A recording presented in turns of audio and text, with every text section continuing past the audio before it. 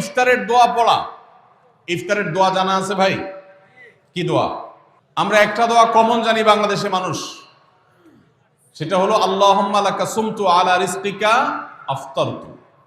এটাও হাদিসে বর্ণিত হয়েছে, কিন্তু হাদিসের সনদ নিয়ে অনেকে কোনোটা নিয়ে আলাপ তুলেছেন, প্রশ্ন তুলেছেন।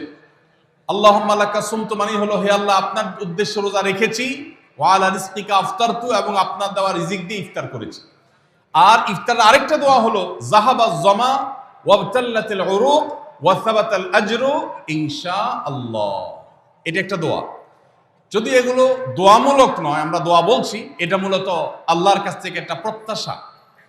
এর অর্থ হলো যাহাবাজ জামা, আমার পিপাসা দূর হয়ে গেছে, ওয়াবতাল্লাতিল উরুক, আমার শিরা উপশিরাগুলো সব সিক্ত হয়ে গেছে, ওয়া সাবাতাল আজরু ইনশাআল্লাহ, এবং আল্লাহ চাহেন তো এই রোজার বিনিময় আমার সাব্যস্ত হয়ে গেছে আল্লাহর কাছে, এটা স্থির হয়ে গেছে।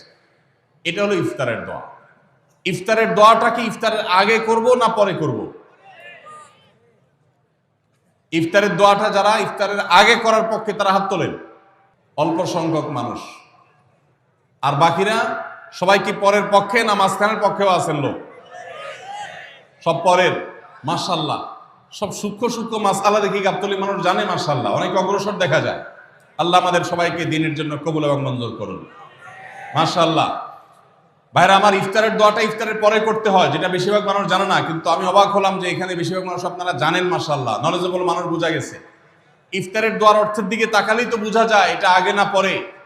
দোয়ার অর্থের মধ্যে তাকালে আমরা দেখতে পাচ্ছি যে আল্লাহ শিরা উপশিরা সিক্ত হয়ে গেছে, পিপাসা দূর হয়ে গেছে, এগুলো তো ইফতারের পরেই হয়। অবশ্য আমি অর্থ আগে বলে দিয়েছি, সেটা দেখে হয়তো আপনারা অনেকে বুঝে ফেলছেন, মাশাআল্লাহ।